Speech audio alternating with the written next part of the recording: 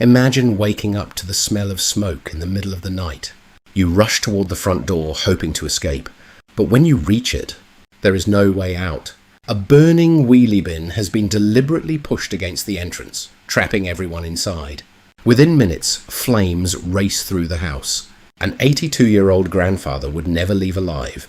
Even more disturbing, the man responsible had never met the family. He had travelled more than 70 miles, wandering through unfamiliar streets before choosing a random home. To this day, investigators still cannot explain why. This is the story of one of Britain's most chilling acts of random arson. The attack happened during the early hours of May 11th, 2025, on Holyhead Road in Wednesbury, a quiet residential neighbourhood in England's West Midlands. John Edwards had lived there for decades with his wife, Doreen. Friends described the couple as kind, hard-working and devoted to their family. That evening had been completely ordinary. Their two adult sons, Carl and Mark, were staying overnight, enjoying what should have been another peaceful family visit. No one inside the house had any reason to believe they were in danger. Several miles away, however, another man had already begun a journey that would end in tragedy. His name was Andrew Gorrell, 55 years old. Originally from North Wales, a man with a criminal history that included a previous conviction for arson. Security cameras later showed him arriving in the area shortly after midnight. He wasn't visiting friends. He wasn't looking for work, and he had absolutely no connection to anyone living on Holyhead Road. Instead, investigators discovered something far more disturbing. For hours, Gorrell wandered through the streets without any clear destination. He walked past shops, past schools, past a care home. He appeared to have no purpose, until small fires suddenly began appearing behind him. One wheelie bin, then another, then another. Police would later discover that the attack on the Edwards family home was not the first fire he had started that night. It was simply the last. At approximately 3 o'clock in the morning, Gorrell stopped outside number 113 Holyhead Road. The house was completely dark. Everyone inside was asleep. Instead of walking away, he grabbed a wheelie bin standing outside the property. He carefully rolled it across the driveway. Then he positioned it directly against the family's front door. Only after blocking the only main exit did he set the bin on fire. Within moments, thick black smoke poured toward the entrance. The plastic bin melted rapidly, producing intense heat that spread to the front of the house. Flames climbed the walls. Windows cracked. The fire moved faster than anyone inside could have imagined. What happened over the next few minutes would become a desperate fight for survival, one that would leave an entire family forever changed. The first sign that something was wrong wasn't the flames. It was the smoke. It spread silently through the house while everyone was still asleep, filling hallways and bedrooms before anyone had a chance to react. Then came the sound of breaking glass. Inside the Edwards home, panic erupted. Carl Edwards woke first. As he opened his bedroom door, he was met by thick black smoke that made it almost impossible to breathe. Visibility had disappeared. Every second mattered. He shouted to wake the rest of the family as the fire continued to grow at the front of the house. John Edwards, 82 years old, and his wife Doreen were trapped in their bedroom. Their son Mark rushed toward them, desperately trying to help them escape. But the fire had already cut off the safest route out of the house. The front entrance was completely engulfed in flames.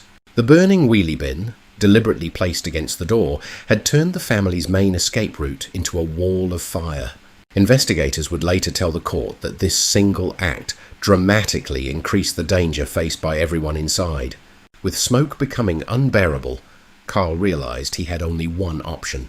He climbed to a first-floor window. Moments later, he jumped to safety below. He survived the fall, but he immediately turned back toward the burning house, knowing his parents and brother were still trapped inside. Neighbours had already been awakened by the glow of the flames. Several rushed outside after hearing shouting for help. One witness immediately called emergency services, reporting that a house was fully ablaze and people were still inside. Within minutes, firefighters and police officers raced toward Holyhead Road.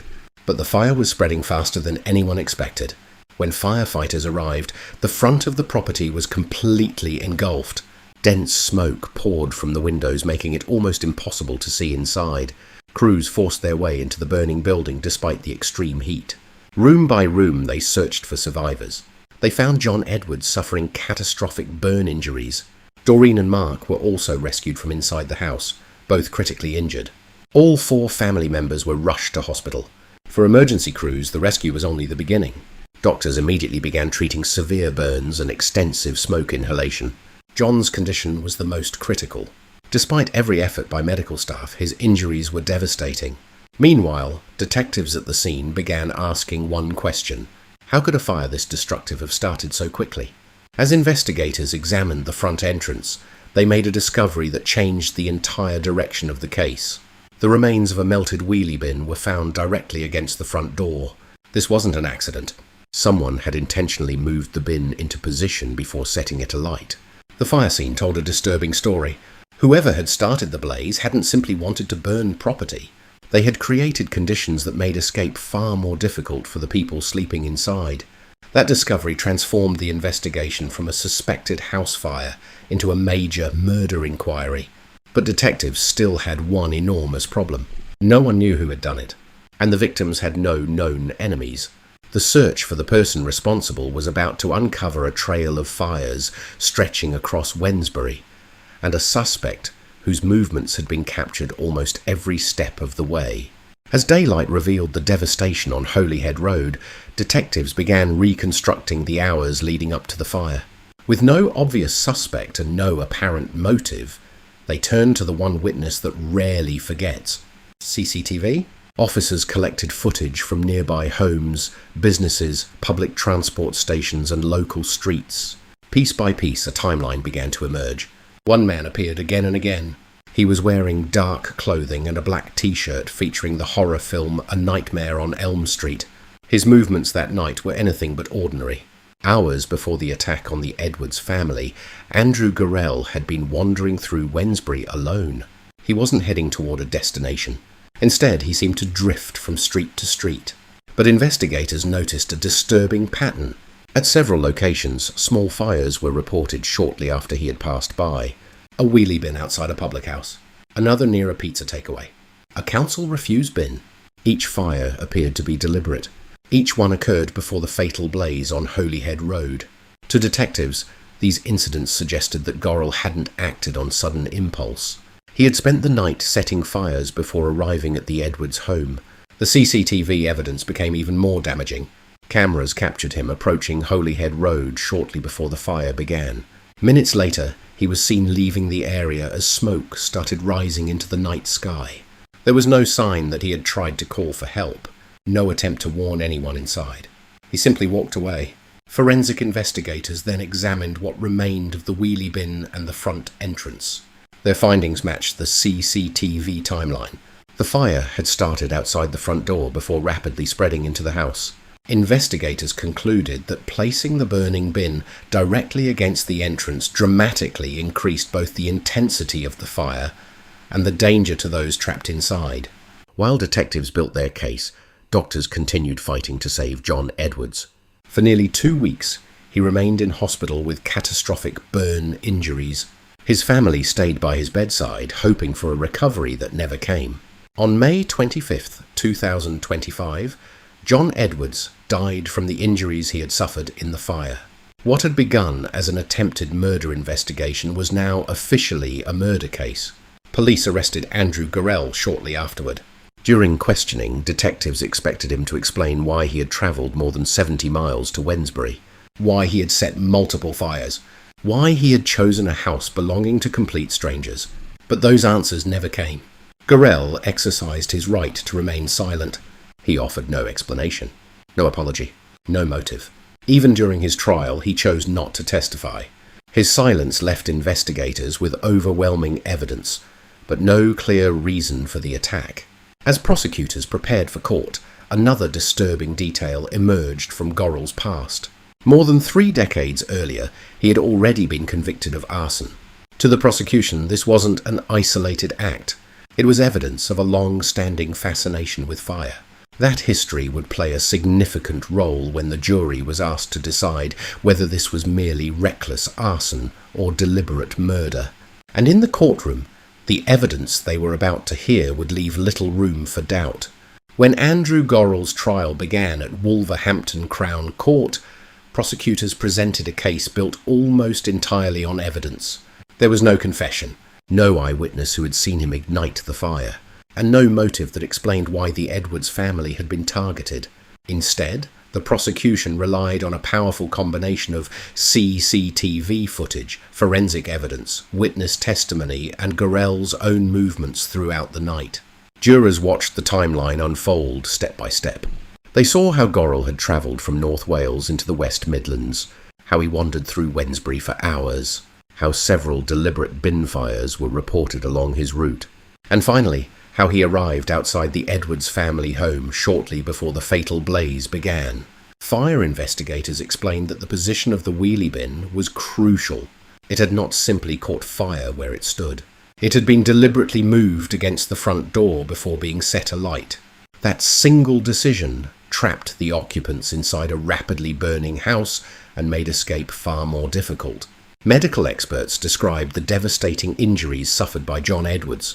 Despite intensive treatment, the 82-year-old died nearly 2 weeks after the attack. His wife, Doreen, and their sons, Carl and Mark, survived, but the physical and emotional scars would remain long after the fire was extinguished.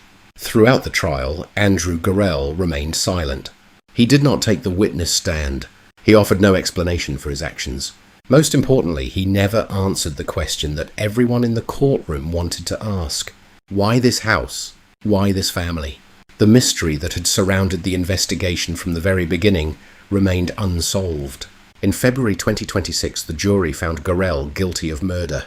He was also convicted of 2 counts of causing grievous bodily harm with intent, 1 count of attempting to cause grievous bodily harm with intent, and arson with intent to endanger life. Several months later, at his sentencing hearing, Judge Michael Chambers, KC, described Gorrell as a highly dangerous individual. The judge pointed to both the evidence in the case and Gorrell's previous conviction for arson, concluding that he had demonstrated a continuing and dangerous fascination with fire. The court sentenced him to life imprisonment. He must serve a minimum of 25 years before he can even be considered for parole. For the Edwards family, however, the sentence could never replace what had been taken from them.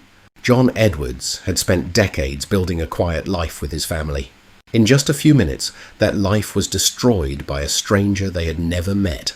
The family's home was left uninhabitable. Their lives were forever divided into 2 chapters, before the fire and after it. Even today, one question still has no answer. Andrew Gorrell has never explained why he chose the Edwards family. Was the house selected completely at random? Or was there a reason that died with the man who refused to speak? It is a mystery that may never be solved. But for one family in Wednesbury, the consequences of that silent decision will last a lifetime. Thank you for watching. If you found this documentary informative, consider subscribing for more in-depth investigations into real criminal cases where we examine the evidence, reconstruct the timeline, and separate established facts from unanswered questions.